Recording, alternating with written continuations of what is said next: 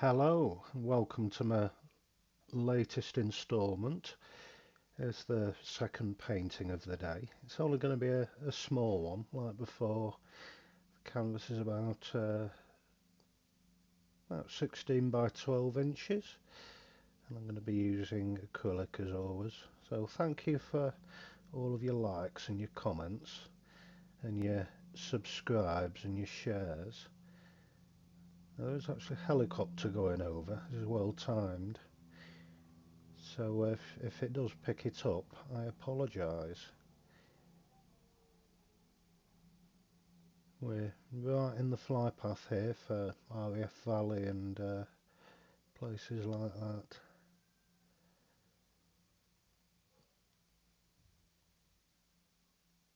So then, just going to establish a quick horizon.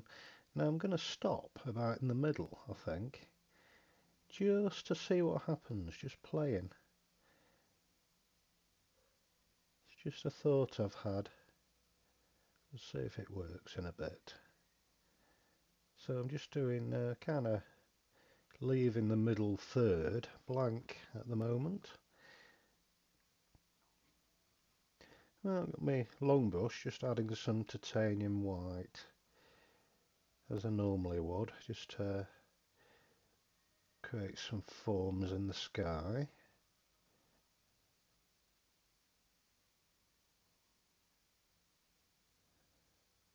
And again, and it mixes nicely with that Payne's grey.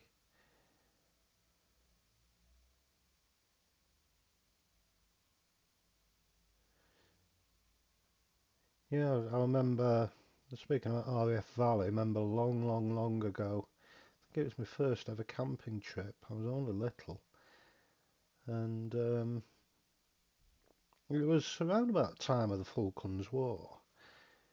We went to a campsite that was pretty much on the runway threshold for RAF Valley. You know, it was only a stone's throw away from Valley, near Triada Bay, and yeah, we got there. The weather was bloody shocking, and there was jet after jet after jet. You know, that was back when they had the Buccaneers and the Lightnings and the Phantoms. You know, the really loud stuff. And my parents didn't sleep a bloody wink. I loved it. I absolutely loved it. We ended up sleeping in the car for most of the time.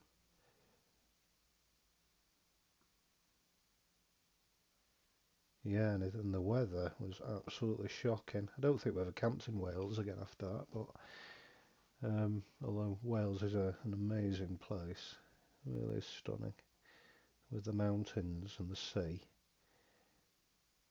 and the rolling hills.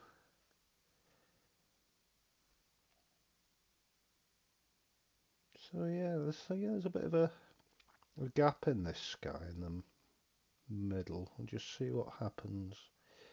That's the thing with painting from your memory, you never know what's going to happen.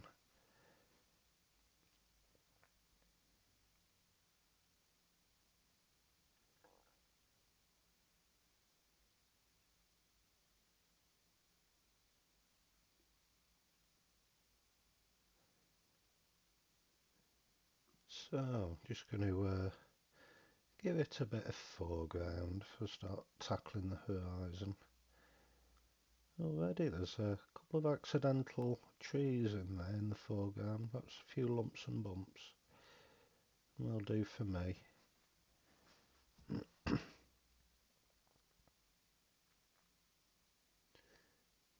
Yeah, I was brought up in a little quaint village in the middle of the Peak District, and it was fantastic place to grow up. We used to get up to all sorts of stuff, you know, building tree houses and go-karts, and some holidays we used to start the village bonfire. So you can imagine, you know, and that's the kids building it, so you can imagine how big it was by the time we came around to November. It was a huge project for us, kept us busy. Yeah, you get kids these days hanging about bloody bus stops, smoking stuff and drinking, because apparently they've got nothing to do.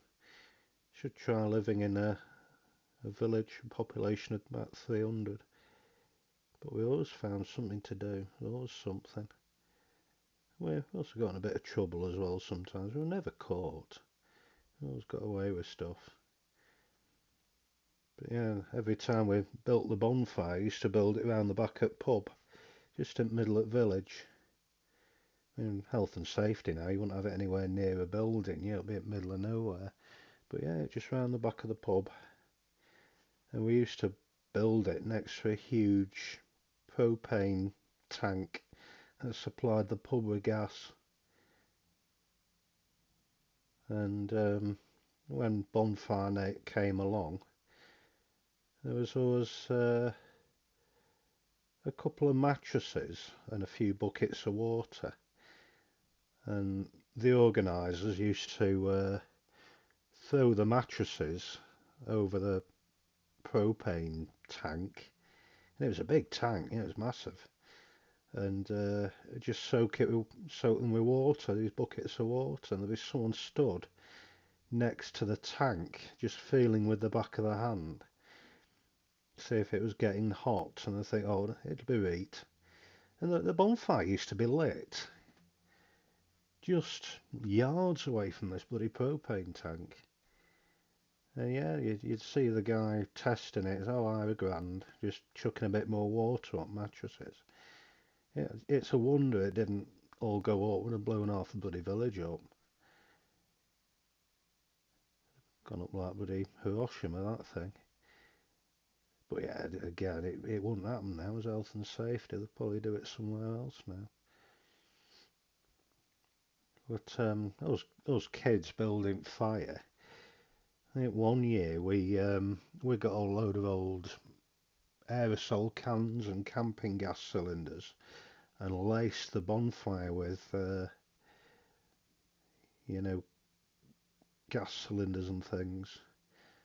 And so every bonfire night, you know, the adults would soak it with petrol and then light the bugger. And this particular year, it was gone in about 20 minutes. The fire had completely gone. And every now and again there was an almighty bang which reverberated off the buildings and the windows and things. And that was the report of one of the aerosol cans or the camping gas cylinders detonating, creating a huge fireball and rocketing into orbit. And of course us kids found it incredibly funny.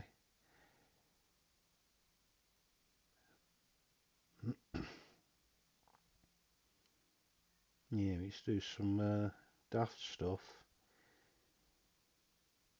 I've never told anyone about this, but I remember one time, it was during summer holidays, and we were teenagers, and a couple of us got hold of a load of fireworks. Nothing big, you know, just little rockets and stuff and bangers. And this particular summer holiday, the church roof was being renovated.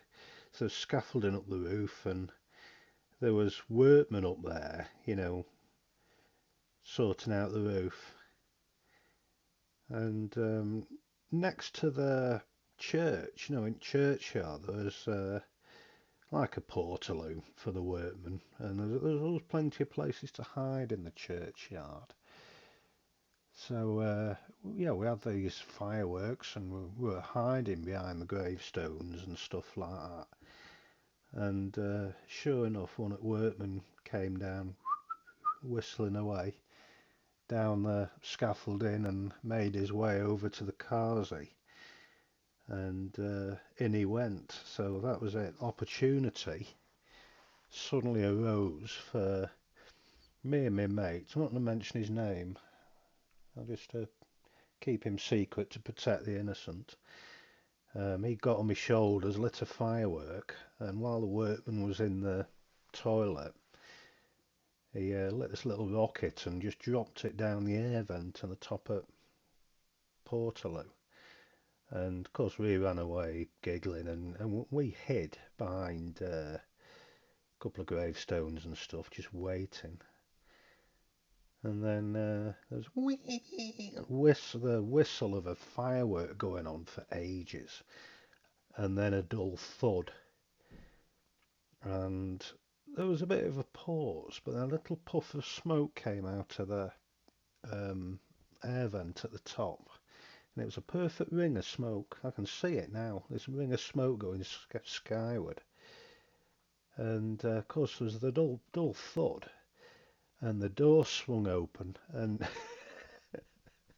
and the bloody that was it. The flaming builder came out. It was like it's like stars in the eyes. It was just he opened the door and there was bloody smoke everywhere, and he emerged. His bloody trousers round his ankles and ears ringing all the rest of it. We just ran. We didn't see. I don't think he probably didn't see us. Probably wonder what the bloody hell had gone on. So we just legged it over the fields and things. So I mean, it's just silly the things we did sometimes. Yeah, nothing hugely serious, but I mean that could have been very dangerous. It's a stupid thing to do. Yeah, so don't do it because it could have been very serious indeed. Yeah. So I'm already, I've been talking for nearly 12 minutes, and all of a sudden we've got a bit of a picture on the go.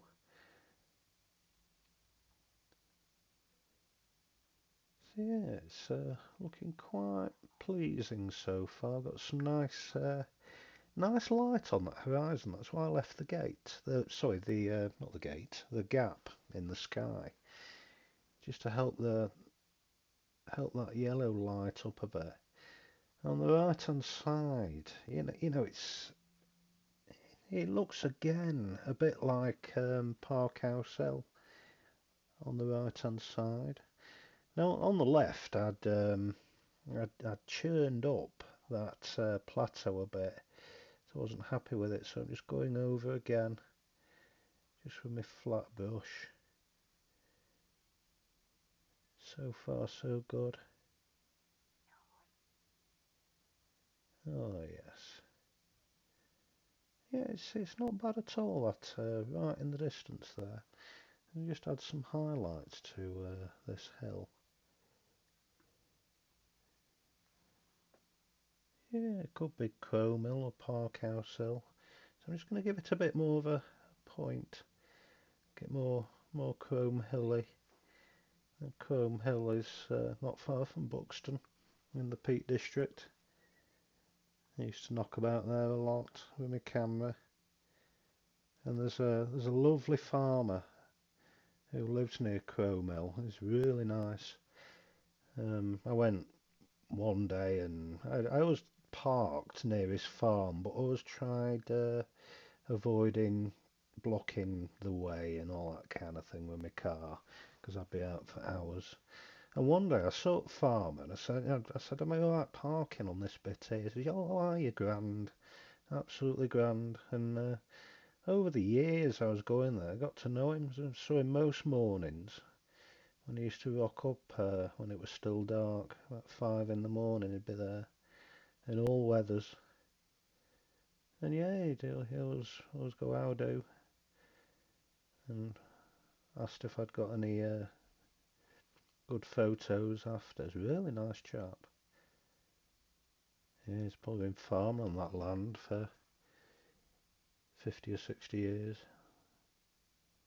He's in his late 70s probably, still leaping walls and all kinds of things. A few more highlights on that hill.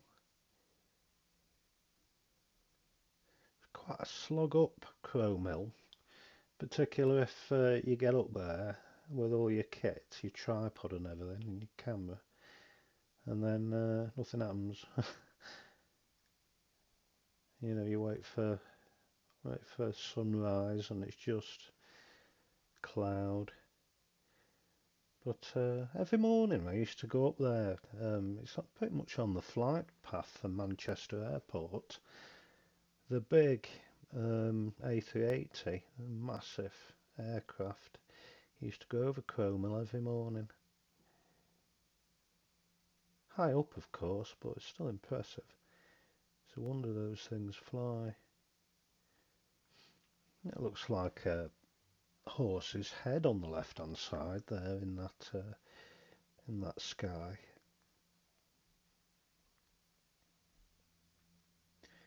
Yeah, getting there gradually.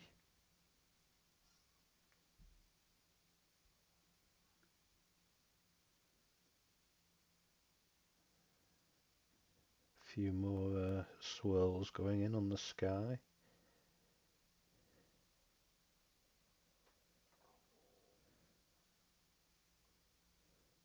Yeah, we're building tree houses in the village. There was one year, me and another friend this time were building a tree house, and we're doing the preliminaries. We need to get up the tree first. And again, that's my dog barking. I do apologise. I'm not going to mention his name to protect the innocent, but if you're out there and listening, I forgave you long ago, but I haven't forgotten. We got some baling twine. Living in a rural community, there's bloody baling twine everywhere you looked. So we got this long length of baling twine and got a stone off a wall, and it was a limestone area, so we got this big, jagged, hard stone off the wall and tied the baling twine round it.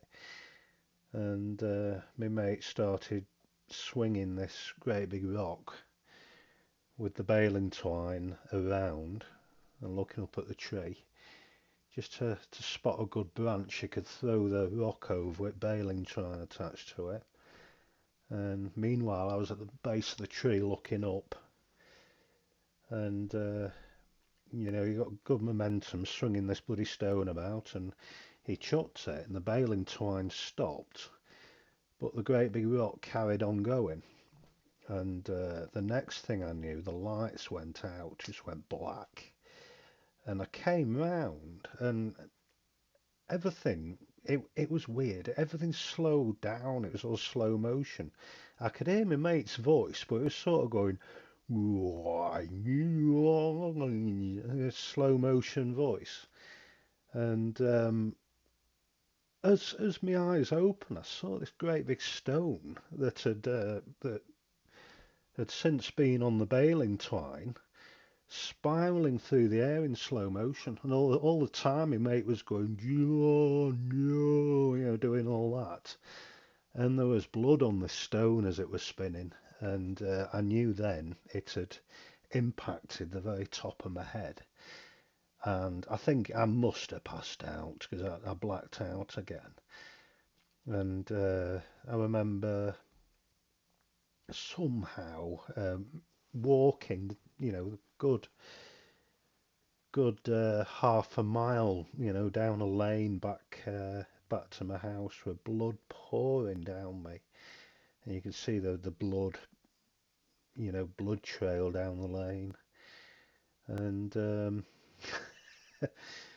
yeah, just stumbled into the kitchen, and my mum walked round the corner, and I think she bloody passed out at some point because she said years later the blood was just pissing out of my head, it was pumping out my head. And to be quite honest with you, I just cannot remember what happened after that. Whether I went to, used to go to Cottage Hospital, um, and I mean I don't know if they had cottage hospitals anymore, but Yeah, you know, we're millions of miles away from any main hospital in Derbyshire. There's little cottage hospitals scattered about the community, you know, in the major towns, and so we must have gone there at some point, and I just cannot remember after that. Quite ruinly. God, it's a wonder I'm still alive. But yeah, this is something, you know, still banging on again, and yeah, it's coming on nicely. This picture, it's quite pleasing. This plateau on the left-hand side, little gaps there, perhaps rocks or trees, and oh, little accident there. That could be a person, could be a rock. I don't know. Who knows? Yeah, it's quite good that. Yeah, it's not my best by any stretch of the imagination, but yeah, it'll do me nicely. And reaching that point where we're just about done. A few more details going in. But oh wow, accidental wall there or road.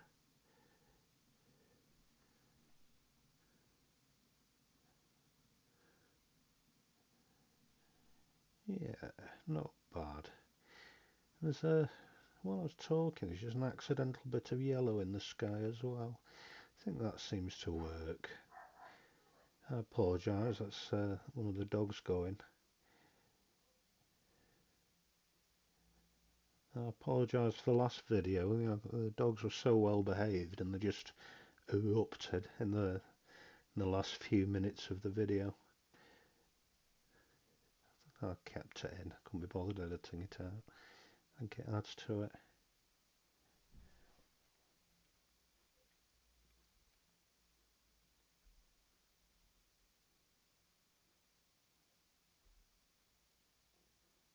Yeah, but since that day with Treehouse, you know, I can still feel the pain now. You know, it's a horrible thing. You get a rock landing on your head like that from a height. Well, it didn't hurt at the time. It kind of definitely bloody hurt after. So I think we're there. You know, I think yeah, I think we're finished. We're just at that point. So thank you for watching as always and listening. And I'll see you next time. Thank you.